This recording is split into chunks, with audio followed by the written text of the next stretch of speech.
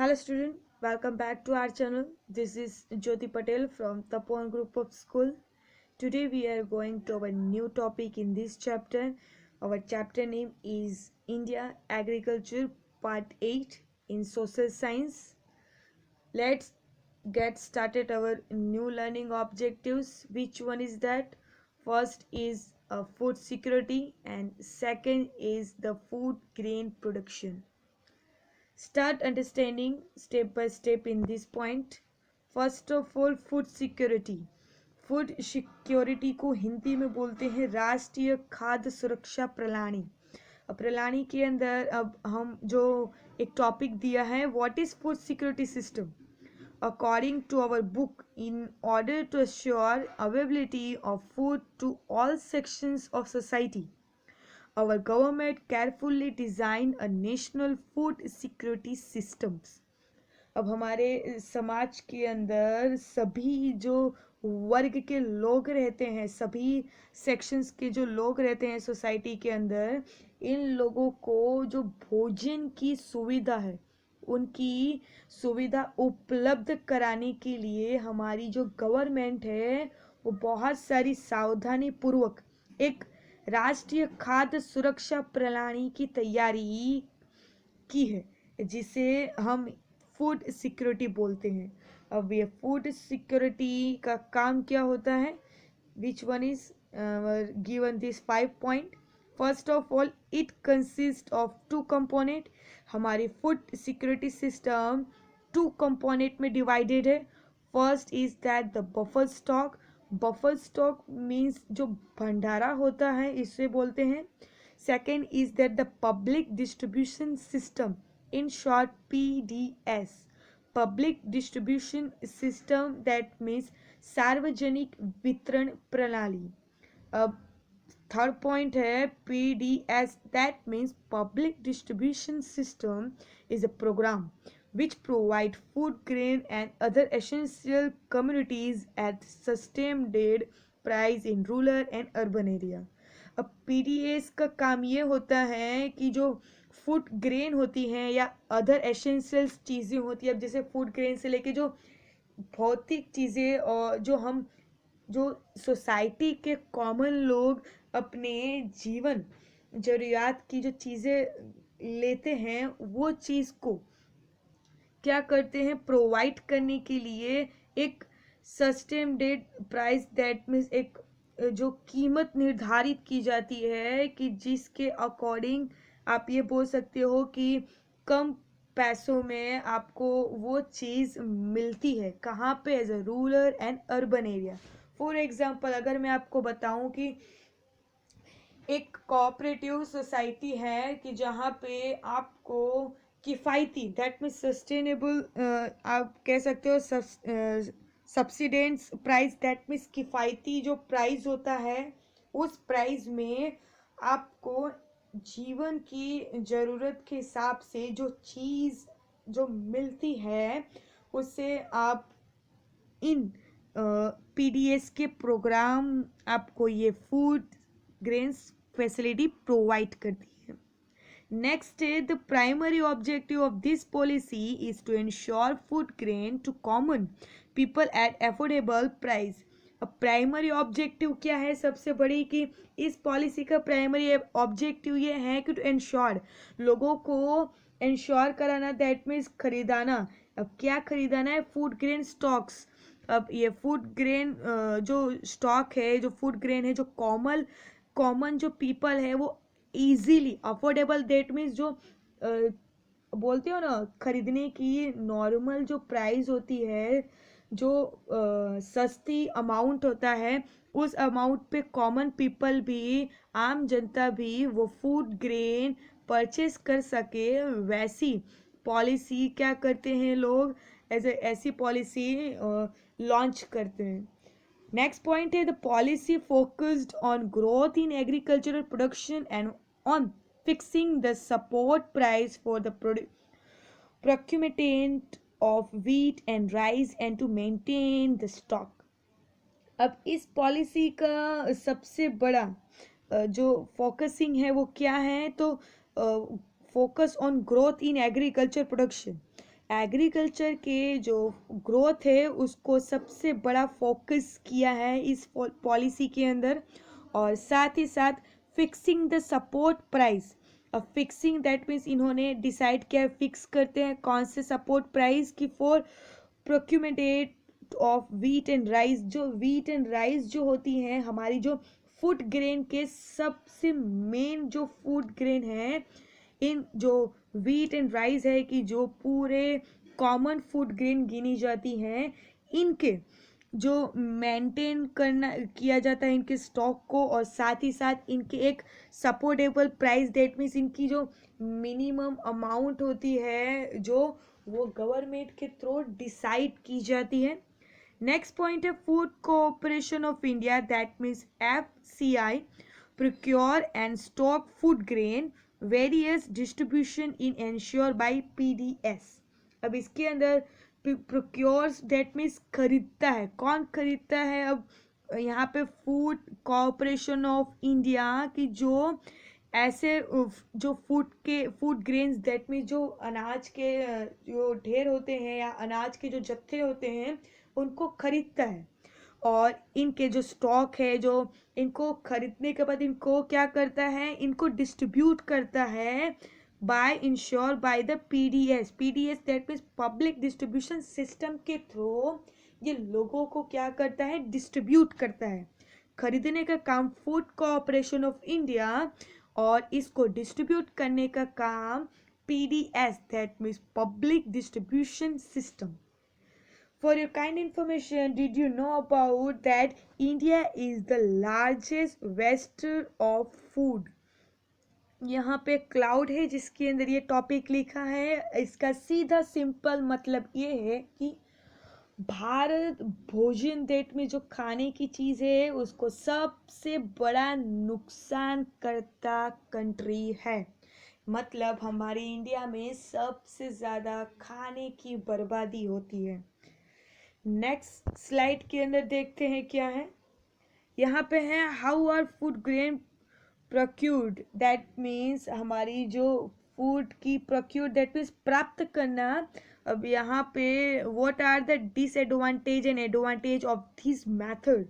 अब खाद्य जो चीज़ है उनकी खरीदी कैसे की जाती है और इनकी जो एडवांटेजेस एंड डिसएडवांटेजेस है उनकी जो मेथड है उसके बारे में बताते हैं।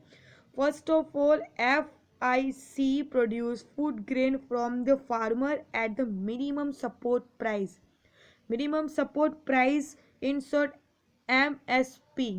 अब जो हमारे FCI प्रोक्यूर हैं वो फूड ग्रेन किस कहाँ से लेते हैं, फार्मर से लेते हैं। और वो भी कैसे अमाउंट पे होती है, जिसकी minimum support price that means महत्तम प्राइस की कीमत निर्धारित की होती है कि इतने अमाउंट तक की कीमत डिसाइड की होती है। जो क्रॉप्स होते हैं, जो फूड ग्रेन्स होते हैं, उनकी कीमत निर्धारित किए हुए अमाउंट पे FCS फार्मर से वो फूड ग्रेन क्या करती है, परचेज करती है। Second point is that the food government use to provide sustains on agriculture input like a fertilizer, water etc। अब गवर्नमेंट की बात हो रही है कि गवर्नमेंट क्या करती है। अब गवर्नमेंट इस जो सब्सिडेंस ऑन एग्रीकल्चर है, एग्रीकल्चर इनपुट है। अब एग्रीकल्चर इनपुट लाइक फर्टिलाइजर है, वाटर है, इनकी सुविधा, अब इनकी सुविधा गवर्नमेंट इन फार्मर्स को देती है। सब्सिडेंस दैट मीन्स कुछ छूट छाट पे। अब मान लीजिए फॉर एग्जांपल हमारे यहाँ जो गैस की सुविधा आती है, जो गैस के बाटले होते हैं उसके अंदर गवर्नमेंट जो पुअर पीपल होते हैं उनको सब्सिडरी देती है, कुछ छूट छाट देती है। फॉर एग्जांपल अगर 800 रुपये की अगर वो गैस का बाटला आता होगा तो उसमें हो सकता है 20% गवर्नमेंट देती हो, तो उसका 20% जितना पार्ट कौन पे करेगा, as a government, that means वो सब्सिडरी दे रहा है। तो वे ऐसे ही जो फार्मर होता है, फार्मर को जब एग्रीकल्चरल इनपुट लाइक फर्टिलाइजर है, वाटर की फैसिलिटी है, इरिगेशन की जो मेथड्स है उसके अंदर अगर कोई भी प्रॉब्लम होती है तो उसको सब्सिडरी की फैसिलिटी ये गवर्नमेंट देता है। Third point is but this have now reached sustainable level and have also lead to large scale insufficiency in the use of these care inputs। अब यहाँ पे थर्ड पॉइंट में ये लिखा है कि लेकिन ये अब स्थायी स्तर दैट मीन सस्टेनेबल लेवल की बात हो रही कि अब ऐसी लेवल पे हमारा देश एग्रीकल्चरल जो लेवल है वो पहुंच गया है कि जहाँ पे और साथ ही साथ जो मिट्टी है उस पे बड़े पैमाने पे अक्षमता दैट मीन्स जो उसकी अनसफिशियंटी दैट मीन्स उसकी जो क्षमता होती है वो असक्षम हो चुकी है। यहाँ पे असक्षमता पैदा कर दी गई है जिसकी वजह से हमारे जो एग्रीकल्चर है उसको भारी मात्रा में नुकसानी हो रही है। Fourth point is excessive use of water and fertilizer have lead to waterlogging and salinity and dependence of micronutrition in the soil।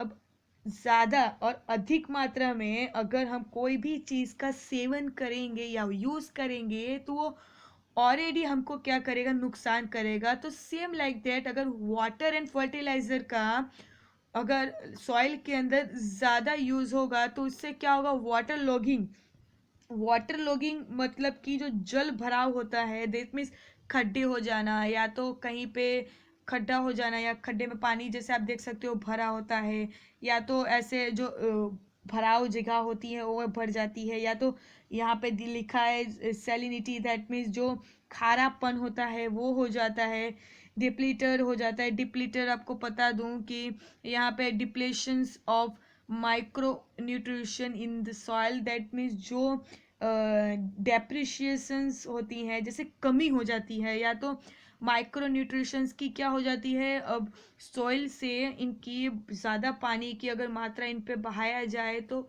ये धुल जाती हैं सॉइल से और न्यूट्रिशंस जो होता है वो कम हो जाता है या तो फिर न्यूट्रिशन बह जाता है पानी के through. Next is the high MSP subsidies input and committed FCI purchase have destroyed the cropping pattern। अब यहाँ पे high MSP that means minimum support price अगर सब्सिडेंस इनपुट दैट मीन्स जो मिनिमम प्राइस है वो अगर डिसाइड करते हैं अगर वो हाई हो जाए, ज़्यादा हो जाए तो क्या होगा, FCI अगर उन फूड ग्रेन को क्या करेगी, परचेज करेगी। अब इसकी इफेक्ट ये आएगी कि जो क्रॉपिंग पैटर्न है वो डिस्ट्रॉय हो जाएंगी। क्रॉपिंग पैटर्न मतलब कि अब सीजन वाइज क्रॉपिंग होता है जिसका एक टाइमिंग होता है। अगर लोगों को, अगर मान लीजिए फार्मर की ही बात की, फार्मर को पता चलता है कि उसका मुनाफा अब ये हो रहा है तो वो फार्मर क्या करेगा, वो क्रॉपिंग की जो पैटर्न होती है, मेथड होती है, वो क्या करेगा, डिस्ट्रॉय कर देगा, फटाफट से उसको बेचने के, उसकी सेलिंग के लिए स्टार्ट करेगा और इससे एग्रीकल्चर की जो लैंड होती है उसको नुकसान होता है। नेक्स्ट बात करें wheat and paddy crops grow in Punjab, Haryana are for a MSP they get, which has create a serious imbalance in intercrop parties। अब यहाँ पे अगर वीट एंड पैडी की बात करें कि जो पंजाब और हरियाणा के अंदर MSP that means minimum support price पे वहाँ पे मिलता है, अब वहाँ पे सबसे ज़्यादा वीट एंड पैडी की मार्केटिंग होती है तो इसकी इफेक्ट क्या होती है कि which create a serious imbalance create करता है किसके अंदर, इंटर क्रॉप पार्टीज। अब मान लीजिए कि वीट एंड पैडी के अलावा भी अदर भी क्रॉप्स होते हैं बट जो MSP जो मीन्स मिनिमम सपोर्ट प्राइस है वो वीट एंड पैडी पे मिल रहा है तो इसकी इफेक्ट डायरेक्ट अदर क्रॉप्स पे भी दिखेगी जिसकी वजह से इम्बैलेंस हमारे जो फूड ग्रेन है उस पे दिखेगा। नेक्स्ट हम बात करते हैं how are the consumer divide. अब जो कंज्यूमर्स हैं, जो उपभोक्ता हैं, वो किस तरह से डिवाइडेड हैं and what are its drawback and disadvantage, और इसका क्या डिसएडवांटेजेस है।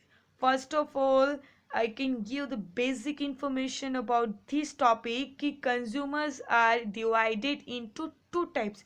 First BPL that means below poverty line and APL above poverty line. अगर मैं बता दूं कि जो व्यक्ति below poverty line that means गरीबी, बिलो पॉवर्टी लाइन की गरीबी के नीची कक्षा में है दैट मीन्स जो पर्सन अपने से एक दिन का 2 वक्त का अगर खाना नहीं खा पा रहा है या तो नहीं ले पा रहा, वो व्यक्ति बिलो पॉवर्टी लाइन में आता है। और जो व्यक्ति 2 टाइम का जो खाना होता है वो अच्छे से कमा कर खा ले रहा है, तो वो अबो पॉवर्टी लाइन होता है। और जो ये below poverty and above poverty का जो परफेक्ट डेफिनेशन है वो हम हमारे नेक्स्ट चैप्टर के अंदर समझेंगे इन डिटेल कि कितने से कितने अमाउंट तक के लोग जो काम करते हैं उनकी जो पर डिट इनकम होती है वो कितनी होगी, तो वो बिलो पॉवर्टी हो या कितनी इनकम होगी तो अबो पॉवर्टी हो। फिलहाल हम इस टॉपिक पे बात करते हैं कि however this categories is not a perfect as a number. अब आपको बता दिया जाए कि ये जो below poverty and above poverty line जो बताई गई है कैटेगरी, ये परफेक्ट नंबर कहीं पे भी मेंशन नहीं किया गया है कि कौन से person who deserve poor are excluded from BPL category. आप किसी को ये डिजर्व, आप किसी को भी डिवाइड या डिराइव नहीं कर सकते। दैट मीन्स उनको अलग से आप उनको डिराइव नहीं कर सकती कि हाँ भाई ये जो श्रेणी होती है इनको आप बिलो पॉवर्टी लाइन में रख सकते हो, या तो आप ऐसा नहीं बोल सकते कि ये व्यक्ति एपीएल में आ सकता है। इसका कोई परफेक्ट डेफिनेशन नहीं है। यहाँ पे गरीबी रेखा के जो जीने वाले लोग हैं इनका कोई भी परफेक्ट आंकड़ा या तो कोई भी परफेक्ट डेफिनेशन नहीं है कि आप ये कह सके कि ये व्यक्ति बीपीएल है या तो ये व्यक्ति एपीएल है। यहाँ पे रीजन ये है कि failure of one crop and it is administratively difficult to accumulated such shifts। अब यहाँ पे सबसे बड़ा कारण ये है कि यहाँ पे इस तरह की जो सामयिक जो प्रणाली है या जो इनकी एडमिनिस्ट्रेटिव जो डिफिकल्टीज हैं वो टू मच, और साथ ही साथ सच शिफ्ट्स, यहाँ की जो इनसफिशिएंटली जो यहाँ का दायित्व है ये कैसा है, इनसफिशिएंट है। और ये जो क्रॉप्स की बात हो रही है इनकी, यहाँ पे एक जो फसल है इन फसलों की विलंबता के बाहर कि इनको रखा गया है कि भाई क्रॉप्स के अकॉर्डिंग इनका डिवीजन ना किया जाए।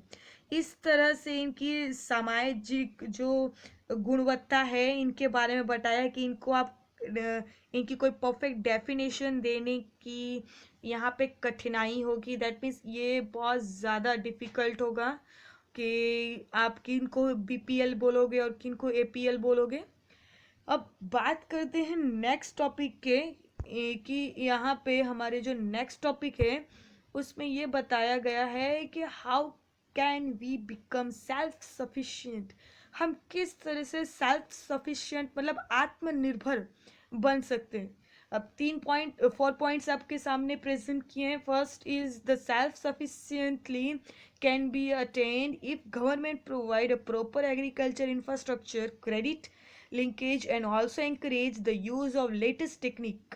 अब टेक्नोलॉजी की बात हो रही है। अब हम आत्मनिर्भर तब होंगे जब गवर्नमेंट प्रॉपर एग्रीकल्चर इंफ्रास्ट्रक्चर की अगर बात करें कि आधारिक संरचना, दैट मीन जो जीवन जीने की जो प्रणाली है उन प्रणाली के अंदर जो भौतिक चीज़ें आती हैं उनकी, अब जैसे यहाँ पे एग्रीकल्चर इंफ्रास्ट्रक्चर की बात हो रही है, वो प्रॉपर गाइडलाइंस अगर दे, क्रेडिट की सुविधा अच्छी दे, या तो फिर उनकी क्रेडिट की सुविधा की जानकारी अच्छे से लिंकेज करवाएं, साथ ही साथ एंकरेज करें, लेटेस्ट टेक्नोलॉजी से अपडेट करवाएं, लोगों को जागरूक कराएं।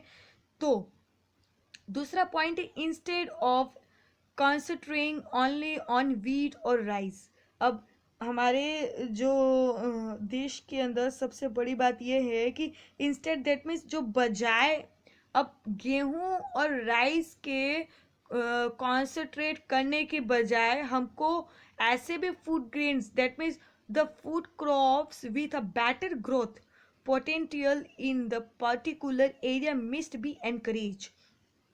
अब हमको यहाँ पे ये बोला है कि जो गेहूं और राइस है उनके जो कॉन्सेंट्रेट करने के बजाय हम अपनी जो सॉइल है कि सॉइल्स के बारे में है, उनके जो फूड क्रॉप है कि यहाँ पे कि फूड क्रॉप की जो विशेष के जो घूम दैट मीन जो मॉइस्ट दैट मीन्स जो कोहरा होता है या जो धुंधला हो गया होता है उनको बढ़ावा दिया जा सकता है।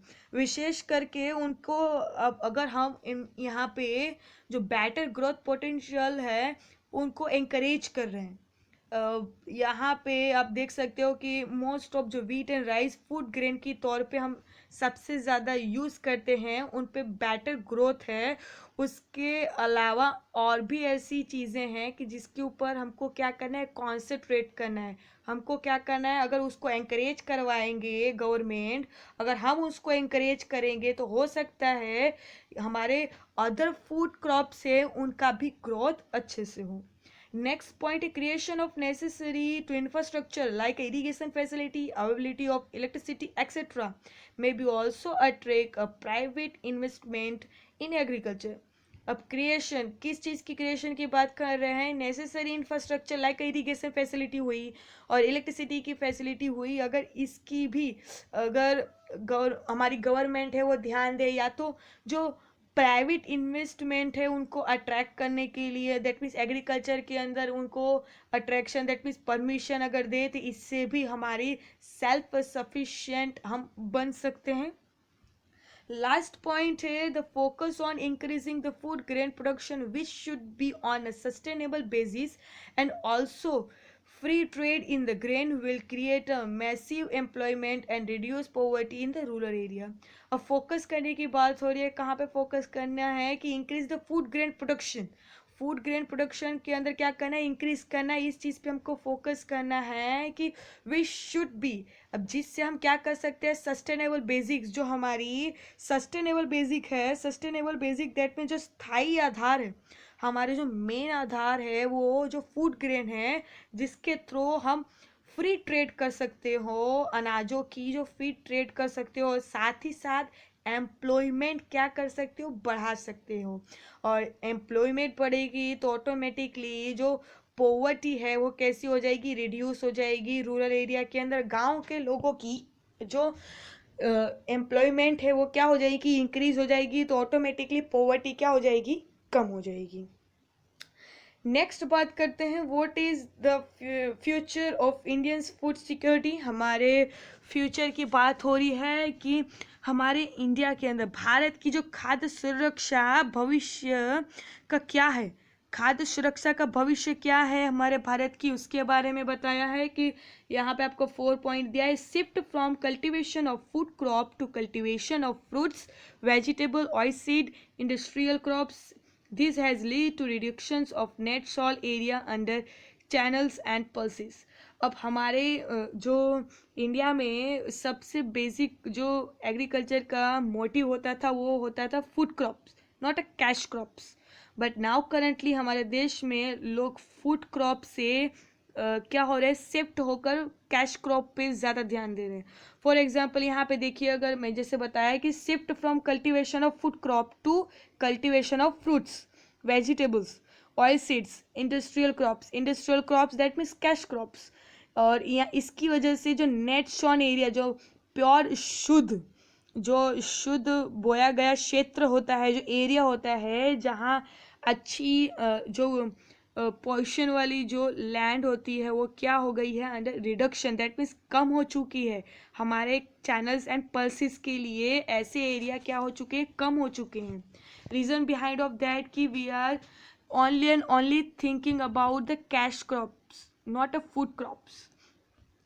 Second point is that the competitions for a land between non-agriculture use and agriculture has reduced net sown area. अब कंपटीशन की बात हो रही है कि जहाँ पे दिस इज द लीड, इसमें अनाज और दालों की तरह शुद्ध बोया गया क्षेत्र कम कर दिया है।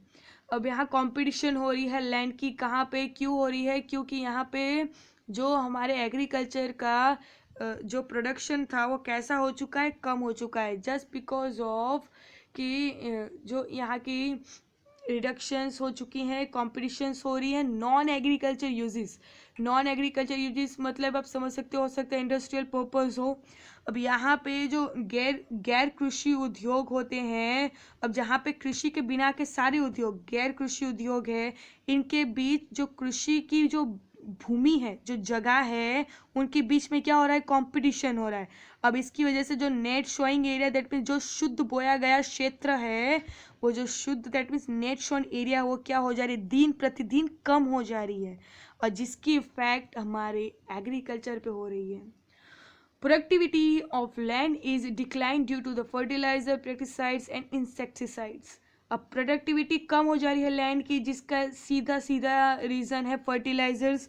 फर्टिलाइजर दैट में जो खाद होते हैं, पेस्टिसाइड दैट में जो कीटनाशक छाटक जो दवाएं होती हैं, इंसेक्टिसाइड्स मतलब कीटनाशक जो पाउडर्स होते हैं, इनका अगर महत्तम दैट मीन्स मैक्सिमम अगर अमाउंट पे अगर इसका यूज़ किया जाए तो लैंड की जो प्रोडक्टिविटी होती है वो क्या हो जाती है, कम हो जाती है। लास्ट पॉइंट है scarcity of water, that means scarcity मतलब कमी। अब किस चीज़ की कमी, वाटर की।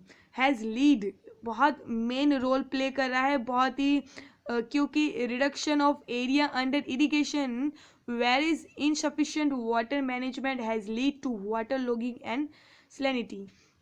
अब यहाँ पे अगर हम बात करते हैं कि पानी की कमी से क्या इफ़ेक्ट होगा, तो पानी की कमी से जो एग्रीकल्चर है उसके अंदर इनसफिशिएंट जो वाटर की मैनेजमेंट है, उससे वाटर के लॉगिंग, दैट मीन्स हमने बात की थी जो वाटर का जल, दैट मीन्स जल भराव होता है, और सैलिनिटी दैट मीन्स जो खारापन होता है वो बढ़ जाता है, जिसकी इफेक्ट से हमारे एग्रीकल्चर के प्रोडक्ट और साथ ही साथ लैंड को नुकसान होता है।